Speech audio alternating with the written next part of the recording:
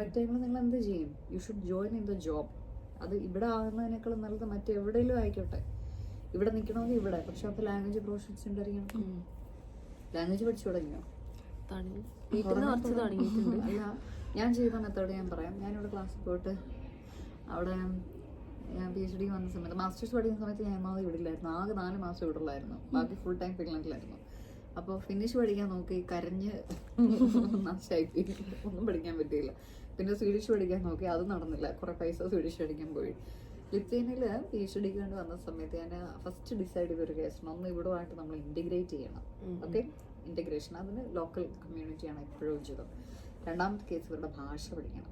ഭാഷ പഠിക്കാൻ ക്ലാസ്സിൽ പോയി തുടങ്ങി. പക്ഷെ അവിടുത്തെ ഗ്രാമറൊക്കെ കേട്ടപ്പോഴത്തേക്ക് ഇപ്പം ആരെന്ന് പറയുന്നത് കിളി പോയിരുന്നു. ഇറങ്ങി ഓടിപ്പോയാലോ എന്ന് വിചാരിച്ചു. ഞാൻ ശരിക്കും ഓടിപ്പോയി കേട്ടോ. ഞാൻ 2 ആഴ്ച പോയിട്ട് പിന്നെ ഞാൻ പോയില്ല. പിന്നെ ഞാൻ ഡിസൈഡ് ചെയ്തൊരു കേസ്, ഇത് സ്വയം പഠിക്കുക. ഇപ്പം കുറേ കൂടെ സ്ട്രിക്റ്റ് ആണ്. നിങ്ങൾക്കൊക്കെ കറക്റ്റായിട്ട് ക്ലാസ് അറ്റൻഡ് ചെയ്തേ പറ്റുള്ളൂ. അതും ഫ്രീ അല്ലേ? ലിത്വേനിയൻ ലാംഗ്വേജ് ഫ്രീ ആണല്ലോ. സെമസ്റ്ററിലില്ല, അടുത്ത സെമസ്റ്റർ തൊട്ട് മേ ബി ഉണ്ടാവും. ഫ്രീ ആണല്ലോ, പൈസ കൊടുക്കേണ്ട കാര്യമില്ലല്ലോ. ഒന്നാലോചിച്ച് നോക്ക്, ഭാഷ പഠിക്കാൻ നമുക്ക് ഫ്രീ ആയിട്ട് പഠിപ്പിക്കും. അപ്പം അതും ശ്രദ്ധിക്കാം. ഞാൻ ചെയ്തത് വീട്ടിൽ പോയിട്ട് യൂട്യൂബ് ഓണാക്കി എല്ലാ ദിവസവും രാവിലെ എണീറ്റ് കട്ടിലിൽ നിന്ന് എണീക്കുമ്പോൾ യൂട്യൂബ് ഓണാക്കിയിട്ട് ലിത്വേനിയൻ ലാംഗ്വേജിൻ്റെ 1 മണിക്കൂറത്തെ 1.5 മണിക്കൂറത്തെ എങ്ങാണ്ട് ഒരു വീഡിയോ ഉണ്ടായിരുന്നു. അതിപ്പോഴും ഉണ്ടോയെന്ന് എനിക്ക് അറിയത്തില്ല. ഇത് പ്ലേ ചെയ്യും. അപ്പം നമ്മൾ രാവിലെ എണീറ്റ് പല്ലൊക്കെ തേച്ച് ഒന്ന് ഫ്രഷൊക്കെ ആയി, വല്ല ബ്രേക്ക്ഫാസ്റ്റൊക്കെ ഉണ്ടാക്കി ബുക്കൊക്കെ എടുത്തുനിന്ന് വരുന്ന സമയം 1.5 മണിക്കൂർ ആവത്തില്ലേ. അപ്പോൾ ഇത് ഫുൾ വോളിയത്തിൽ ഇട്ടിട്ട് എഴുതുന്നു. ഇപ്പം നമുക്കിപ്പോൾ ഹെഡ്സെറ്റ് ഉള്ളതുകൊണ്ട് ഹെഡ്സെറ്റ് വെച്ചിരിക്കുക. ഇത് കണ്ടിന്യൂസ് ആയിട്ട് കേട്ടു. അപ്പോൾ ഒരു പാട്ട് തന്നെ ഒരു 10 തവണ കേട്ട് കഴിഞ്ഞാൽ നമ്മൾ ആ പാട്ട് പഠിക്കില്ലേ? പഠിക്കും. ഈ സെയിം മെത്തേഡാണ് ഞാൻ ചെയ്തത്. എല്ലാ ദിവസവും ഇത് തന്നെ, ഒരു മാറ്റവും ഇല്ല. പിന്നെ ഇവരുടെ ന്യൂസ് കേൾക്കാൻ തുടങ്ങി, ഇവരുടെ റേഡിയോ കേൾക്കാൻ തുടങ്ങി. എനിക്ക് വീട്ടിൽ റേഡിയോ ഉണ്ട്, ലിത്വേനിയൻ റേഡിയോ ഉണ്ട്. പണ്ടത്തെ നമ്മുടെ നാട്ടിലത്തെ റേഡിയോ സെറ്റില്ലേ, അതുകൊണ്ട് റേഡിയോ ഉണ്ട്. അപ്പം അതിൽ ലിത്വേനിയൻ ചാനൽ വെക്കും, ന്യൂസ് കേൾക്കും, പാട്ടുകൾ കേൾക്കും. നമ്മുടെ പാട്ടുകൾ കേൾക്കില്ല എന്നല്ല, പക്ഷേ ഇവരുടേത് പഠിക്കാനായിട്ട് എഫേർട്ട് നമ്മൾ എടുത്തു തുടങ്ങി. അപ്പോൾ ഈ ടെക്നിക്സ് നിങ്ങൾക്ക് യൂസ് ചെയ്യാം.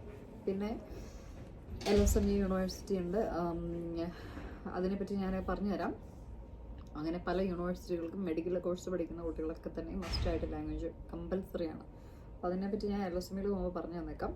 അപ്പോൾ VMUയിൽ പഠിക്കാനായിട്ട് ഉദ്ദേശിക്കുന്ന കുട്ടികളെ പ്രത്യേകമായിട്ട് ശ്രദ്ധിക്കുക. VMUവിൻ്റെ സിറ്റുവേഷൻ എന്ന് പറയുന്നത്, ഇപ്പോൾ നമ്മുടെ കുട്ടികളുടെ അവസ്ഥ നിങ്ങൾ കണ്ടു. എല്ലാവരും വളരെ സേഫായിട്ട് ഹാപ്പിയായിട്ട് ഇവിടെ എത്തിയിട്ടുണ്ട്. അവർ പഠിക്കുന്നുണ്ട്, ജോലി ചെയ്യേണ്ടവർ ജോലി ചെയ്യുന്നുണ്ട്. പക്ഷെ പഠിക്കുന്ന കുട്ടികളാണ്. പേരൻസും സ്റ്റുഡൻസും സീരിയസ് ആയിട്ട് പഠനത്തിന് ഫോക്കസ് കൊടുക്കാൻ ഉദ്ദേശിക്കുന്നുണ്ടെങ്കിൽ I B really glad to help you. താഴെ കാണുന്ന വാട്സ്ആപ്പ് നമ്പറിൽ അന്വേഷിച്ച സാറിന് നിങ്ങൾക്ക് കോൺടാക്ട് ചെയ്യാനായിട്ട് സാധിക്കുന്നതാണ്. എന്തെങ്കിലും അഡ്വൈസ് കുട്ടികളോട് ഇനി പറയാനുണ്ടോ നിങ്ങൾക്ക്?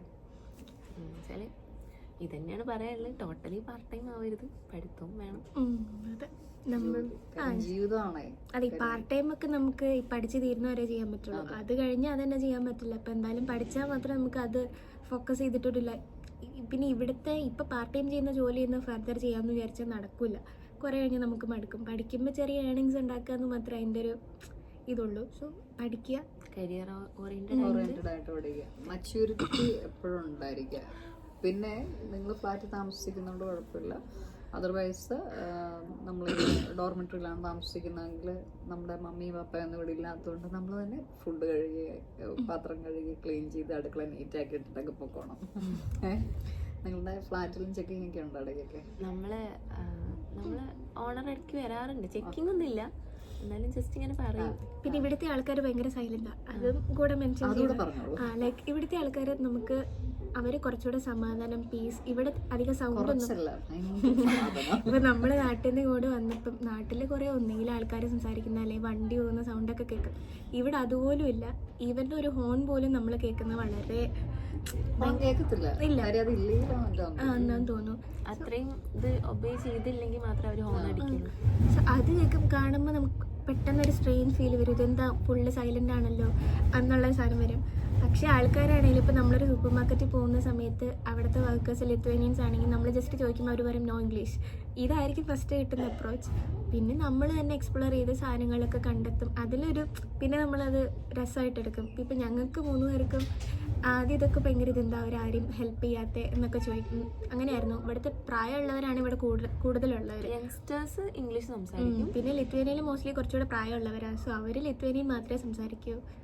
സോ അതൊക്കെ പിന്നെ ലാംഗ്വേജ് മാം പറഞ്ഞ പോലെ ഗ്രാജുവലി പഠിച്ച് വരാം, അപ്പം എല്ലാം അങ്ങ് ശരിയായിക്കോളും.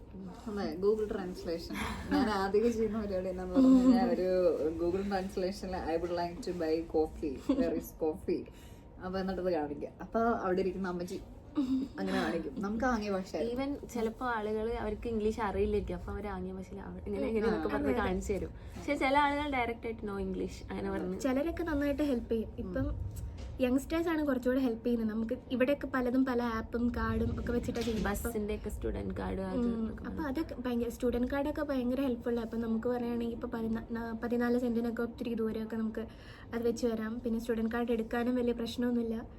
പിന്നെ അത് റീചാർജ് ചെയ്താൽ മതി. ഇതൊക്കെ ഭയങ്കര ഹെൽപ്ഫുള്ളാണ്. ഇപ്പം 14 എടുക്കാൻ 14 റീചാർജ് എത്രയാണ്? 5 €6 അത്രേ ഉള്ളൂ.